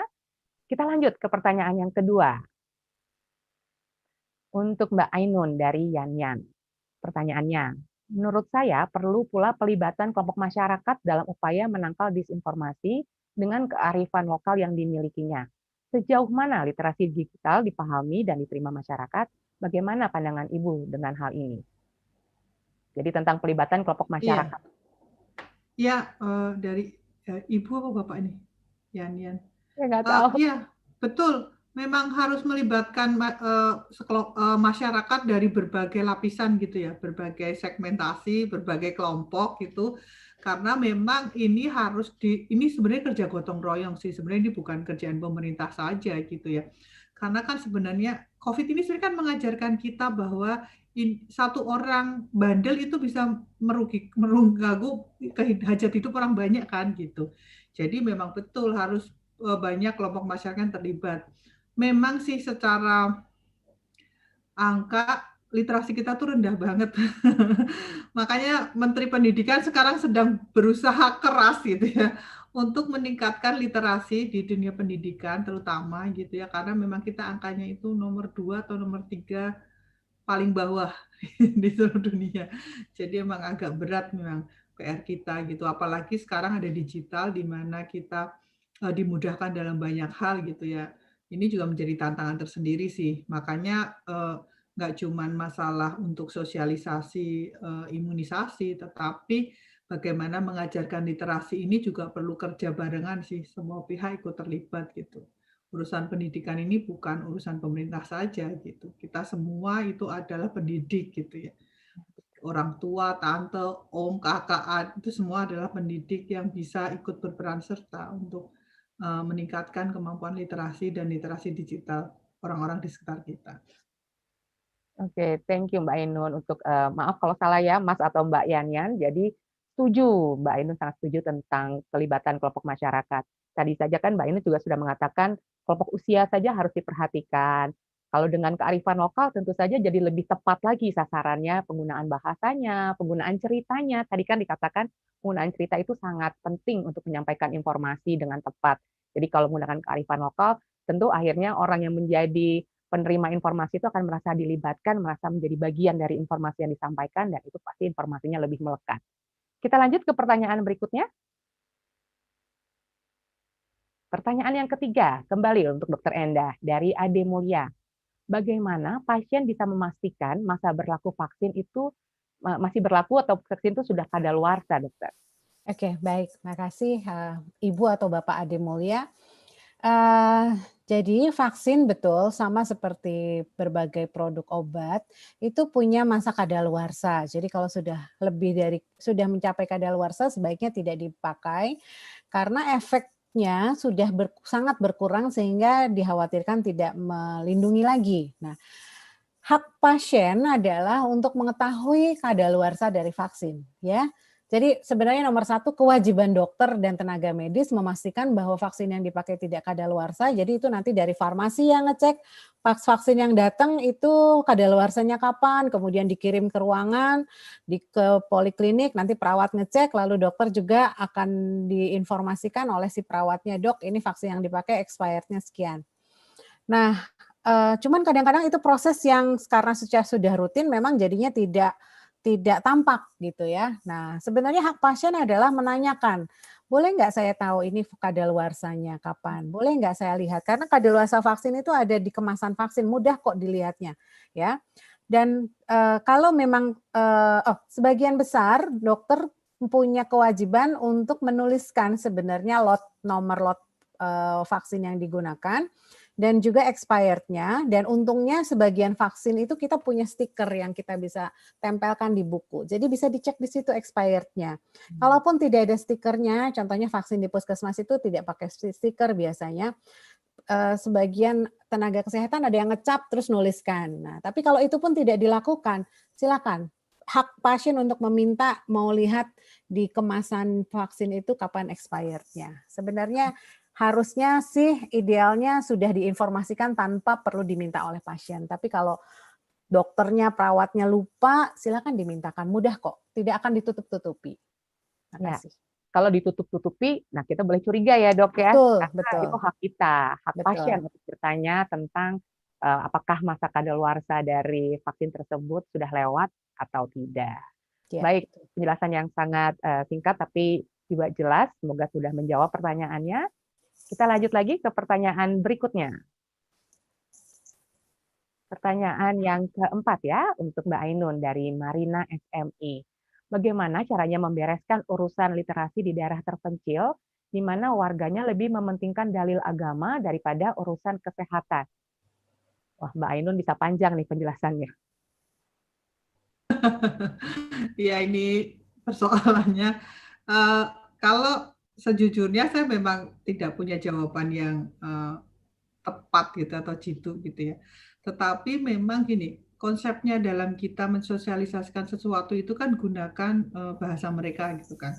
Kalau memang yang lebih didengar adalah pemuka agama, ya gunakan pemuka agama itu untuk menjelaskan, karena menjaga kesehatan, menjaga keamanan itu kan sebenarnya fardu kifayah gitu ya, yang harus dijaga bersama-sama satu lingkungan itu gitu kan. Satu orang sakit itu bahkan di ajaran agama ada ininya, jangan biarkan tetanggamu sakit dan kita nggak tahu, itu kan itu dosa besar loh itu gitu kan. Artinya sebenarnya secara agama pun ada aturan yang sudah dijelaskan atau diberikan kepada kita untuk bagaimana kita menjaga kesehatan dan lingkungan kita gitu. Jadi kalau kita ngomong digital literasi terlalu berat lah, atau ngomong soal vaksin misalnya, itu ya gunakanlah tokoh agama dengan pendekatan agama gitu. Dan memang kita harus bisa sih menemukan tokoh-tokoh agama yang bisa diajak bekerja sama untuk mensosialisasikan itu. Karena memang daerah terpencil ini ini persoalannya luar biasa ya gitu kan, akses informasinya juga terbatas gitu kan, akses pendidikan juga terbatas gitu. Tapi memang para pemuka agama itu memang mereka bisa menjadi jalan yang paling tepat sih ke mereka, karena mereka lebih percaya pada pemangku agama daripada misalnya daripada pejabat atau bahkan daripada sekolah anaknya misalnya gitu. Ya, itu sih kalau saran saya, walaupun tetap saja kalau ini tadi Ibu apa Pak ya, kalau ada saudara atau teman tinggal di daerah itu, ajaklah teman atau saudaramu untuk bisa ikut mensosialisasikan tentang literasi ini. Ya. Kita semua bisa menjadi pendidik kok. Betul, betul sekali. Kan ibaratnya kayak gelas yang berisi air kotor, kalau kita isi air bersih terus-terus, akhirnya kan kotoran itu kan kuat dan isinya air yang bersih juga. Artinya, oke, ada disinformasi, ada misinformasi, tapi kalau kita bisa ikut berkontribusi memberikan informasi yang benar, dengan lewat cara yang benar, ya mudah-mudahan akhirnya disinformasi itu mungkin tidak bisa hilang 100%, tapi paling tidak jadi minimal. Dan tadi Mbak Ainun sudah mengatakan dengan digarisbawahi juga, tidak masalah sebenarnya dengan pemuka agama Tapi memang perlu dicari pemuka agama yang memiliki pemahaman yang tepat juga, sehingga bisa menjadi dalam tanda kutip seperti corong kita nih dalam arti penyampaian informasi yang tepat itu, dan juga untuk urusan literasi. Akhirnya bisa menjadi agen yang akhirnya meningkatkan kemampuan literasi juga justru. Begitu ya Mbak Ainun ya. Baik. Masih ada pertanyaan? Sudah. Oh, masih ada lagi. Pertanyaan yang kelima untuk Dr. Endah dari Melisa Anggreni. Jika anak sampai umur 2 tahun belum dapat imunisasi wajib atau dasar, berdasarkan rekomendasi IDAI, apakah dapat diberikan lagi di atas usia 2 tahun? Apakah masih efektif dan apakah ada efek sampingnya? Baik, saya langsung jawab untuk Ibu Melisa. Vaksin yang terlambat atau belum diberikan itu segera dilengkapi, ya. Jadi tidak ada istilah vaksinnya misalnya hangus. Jadi harus ulang lagi dari awal, ya. Jadi kita cukup melengkapi vaksin yang belum dan kemudian meneruskan jadwal sesuai dengan jadwal jarak minimal. Jadi pemberian vaksin itu misalnya antar vaksin ke-1 dengan kedua itu ada jarak minimalnya misalnya gitu ya. Kita teruskan sesuai jadwal. Intinya adalah segera lengkapilah, tidak usah khawatir. Kemudian apakah tetap efektif? Tetap, ya, karena tujuan vaksin itu adalah tetap melindungi supaya tidak terinfeksi. Kalau kita belum lengkap vaksinnya, maka anak kita masih punya risiko untuk terinfeksi atau tertular. Apakah akan ada efek sampingnya? Efek samping akan sama di kejadiannya meskipun vaksin itu tepat waktu maupun vaksin yang terlambat. Ya, yang namanya efek samping vaksin mungkin ada demam, kadang-kadang bengkak, itu semua sama, mau itu telat, mau diberikan di atas 2 tahun, mau itu pada saat masa bayi sama saja. Jadi tidak usah khawatir, segera lengkapi vaksin yang tertinggal, silakan datang ke dokter atau ke puskesmas untuk membuat jadwal, kita mau mengejarnya atau catch up-nya bagaimana, ya, silakan. Makasih. Ya, semoga segera setelah ini Ibu akan segera menjadwalkan ya, jadwal vaksin untuk anaknya. Baik, satu pertanyaan lagi. Pertanyaan yang ke-6 dari Lucy SMI untuk Mbak Ainun. Pertanyaannya, kejam memang beredarnya hoax dengan berbagai wajah. Tips apa yang paling jitu untuk mengunci hoax dan supaya kita mampu memberi info yang bermanfaat? Silakan Mbak Ainun. Wah, lumayan ini ya, tipsnya ya. Ya. Ya sebenarnya ini susah sih memang, karena kalau kita mau ngomong faktanya adalah hoax kita itu ada 800.000 lebih situs penyebar hoax, situsnya loh, artinya hoaxnya di dalamnya kan bisa Lebih satu lagi. situs kan bisa lebih banyak lagi.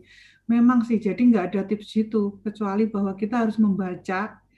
Ajaran kita, agama kita juga mengajar, ajaran agama Islam juga mengajarkan, bahkan agama lain juga kan, ikro, artinya baca, jangan langsung share, jangan langsung menganggap itu benar gitu. Terus bagaimana kalau gini, satu-satunya yang bisa mencegah hoax itu adalah diri kita sendiri. Cukup berhenti di kita, udah. Ketika kita semua mau menahan diri itu, penyebarannya akan tertahan kok gitu.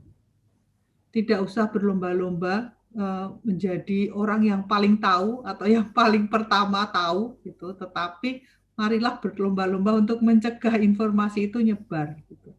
Jadi kuncinya ada di jempol kita masing-masing sih, yang menyebabkan informasi itu akan menyebar atau tidak gitu. Hoax ini tidak selalu berita negatif loh, positif pun ada yang hoax kan gitu, ada yang misinformasi kan gitu. Betul. Ya sebenarnya dan itu dua-duanya sama-sama membahayakan gitu. Jadi ya kuncinya ada di kita masing-masing. Mari kita menahan diri, membaca dulu, menahan untuk tidak memencet tombol share gitu, atau memposting gitu sebelum kita benar-benar yakin dengan 3 hal yang tadi saya sampaikan itu. Cukup berhenti di kamu. Kadang-kadang kalau misalnya ada tujuannya untuk, tapi ini bagus informasinya, misalnya kandungan makanan tertentu bisa mencegah kolesterol, itu wah laku banget tuh informasi seperti itu kan, langsung disebar gitu. Atau ini bikin cepat kurus gitu kan, makanan ini gitu. Jadi tidak perlu terlalu berkeinginan untuk menjadi pembawa berita baik juga selama tidak bisa dipastikan begitu ya. Betul. Jadi tipsnya berhenti di kamu. Baik, terima kasih Mbak Ainun. Wah, rasanya waktu kita sudah sangat tinggal sedikit lagi. Jadi pertanyaannya mohon maaf untuk yang belum bisa dijawab saat ini. Tapi semoga tadi dari pemaparan Dr. Endah dan juga dari Mbak Ainun sudah cukup ya bisa memberikan penjelasan. Baik, sebelum saya menutup sesi, saya ingin membagikan link survei dan post-test untuk teman-teman semua. Ya, ini link survei dan post-testnya s.id/survei KPCPEN 2310, 23 Oktober ya. Jadi s.id/survei KPCPEN 2310. Mohon menuliskan nama lengkap dan email dengan benar. Nama yang tercantum yang akan dimasukkan dalam e-certificate. E-certificate akan dikirimkan via email yang terdaftar di form survei atau bisa diunduh langsung setelah selesai mengisi form survei. Link survei hanya akan dibuka sampai hari ini, sampai pukul 23 atau jam 11 malam waktu Indonesia bagian Barat. Jika ada pertanyaan lebih lanjut, silakan email ke cyberkreasi@gmail.com. Jadi hanya sampai hari ini jam 11 malam untuk teman-teman bisa mengisi link survei dan post-testnya. Jangan lupa ya, supaya bisa dapat e-certificate-nya. Baik, terima kasih Dr. Endah dan juga Mbak Ainun. Teman-teman, kita sudah mendapatkan begitu banyak informasi dan juga kita bisa memperluas wawasan kita. Memang satu hal yang harus kita sadari bersama tentang disinformasi atau misinformasi itu ada dalam keseharian kita. Banyak sekali, bisa dikatakan kita sedang dibombardir juga dengan informasi-informasi yang mungkin tidak jelas kebenarannya, dan kita bisa menjadi orang yang berperan untuk mencegah itu semua tersebar. Jadi biarkanlah berhenti di kita. Biasakan untuk berpikir skeptis, artinya mempertanyakan apakah ini informasinya benar, bagaimana dengan sumbernya, dan apakah ini bermanfaat. Kalau saya mau bagi juga, saya mau bagi ke siapa. Dan jangan lupa juga untuk terus meningkatkan kemampuan literasi. Tidak hanya kita, bisa kita mulai dari anak-anak kita, dari keponakan, dari cucu mungkin. Saat ini sudah ada yang punya cucu yang menonton, karena kemampuan literasi itu adalah life skill atau keahlian yang perlu dimiliki dan tidak akan pernah tidak dibutuhkan oleh kita seumur hidup kita. Dan tadi Dr. Endah juga di awal sudah mengatakan bahwa nothing is risk free. Tidak ada di dunia ini yang tidak ada risikonya. Produk medis pun punya risiko atau punya efek samping. Dan begitu juga dengan vaksin. Tapi vaksin itu sudah terbukti berdasarkan penelitian, berdasarkan data, terbukti efektif untuk mencegah kita terkena penyakit. Di tengah begitu banyaknya misinformasi atau disinformasi, terutama tentang KIPI, yaitu tentang kejadian ikutan pasca imunisasi, sudah terbukti bahwa manfaatnya jauh lebih banyak dari risikonya.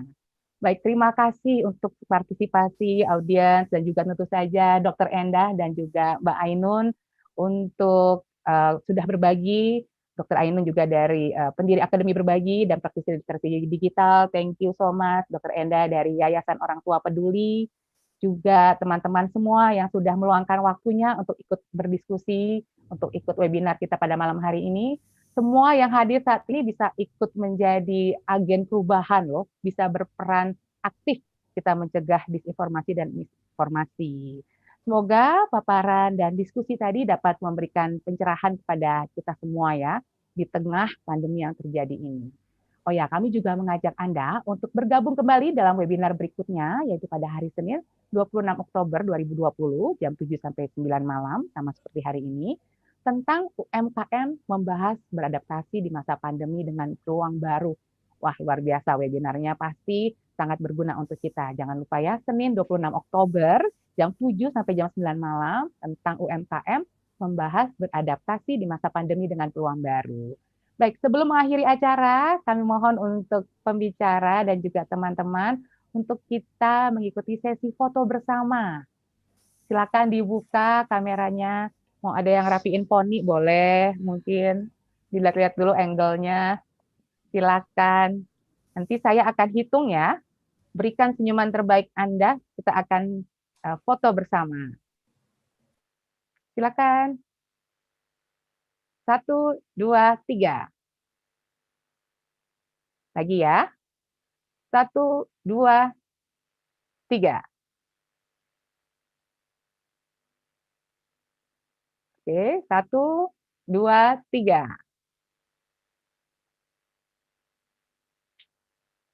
Sudah, baik. Terima kasih. Semoga setelah mengikuti webinar kali ini kita semakin menyadari peran penting dari vaksin untuk melindungi tubuh kita dan tentu saja mencegah penularan penyakit. Upaya edukasi tentang kejadian ikutan pasca imunisasi harus digalakkan demi menangkal kesimpangsiuran yang beredar, sekaligus meningkatkan kepercayaan masyarakat terhadap imunisasi. Bersama-sama kita menuju kesehatan pulih, ekonomi bangkit. Tetap produktif dengan disiplin protokol kesehatan dan siap saat vaksin siap. Saya Helen Simarmata pamit undur diri dulu. Selamat malam dan sampai jumpa.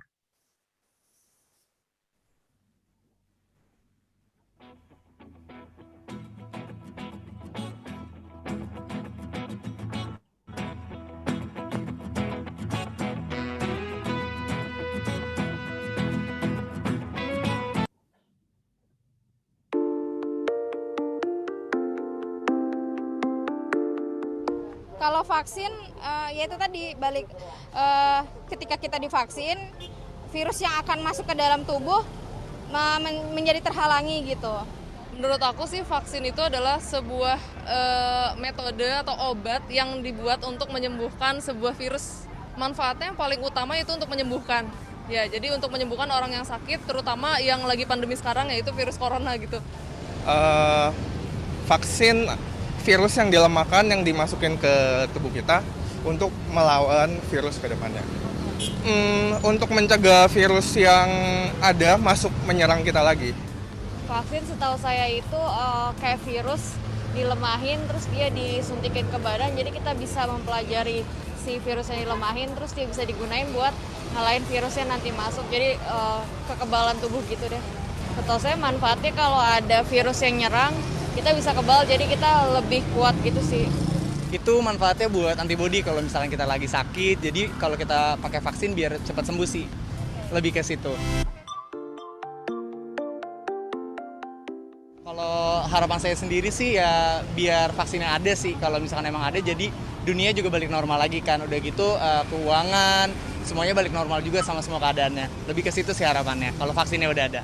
Harapannya segera ada vaksinnya, terus kedua kalau bisa semua udah kevaksin ya, masyarakat Indonesia dapat vaksin tersebut gitu. Meskipun vaksin yang kita ketahui juga ada yang berbayar, tapi setidaknya bisa ada gitu untuk masyarakat Indonesia. Jadi udah siap, udah ready masyarakat Indonesia untuk menerima vaksin tersebut gitu. Vaksin ini juga saya harap juga bisa digunakan oleh setiap kalangan status sosial masyarakat gitu. Jadi nggak terlalu yang mahal atau yang murah banget gitu. Atau mungkin bisa gratis mungkin ya gitu. Harapannya cepat jadi, terus bisa disebarkan di seluruh Indonesia secara merata dan digratiskan oleh pemerintah. Harapannya sih cepat jadi supaya orang-orang bisa lebih bebas kayak dulu sih.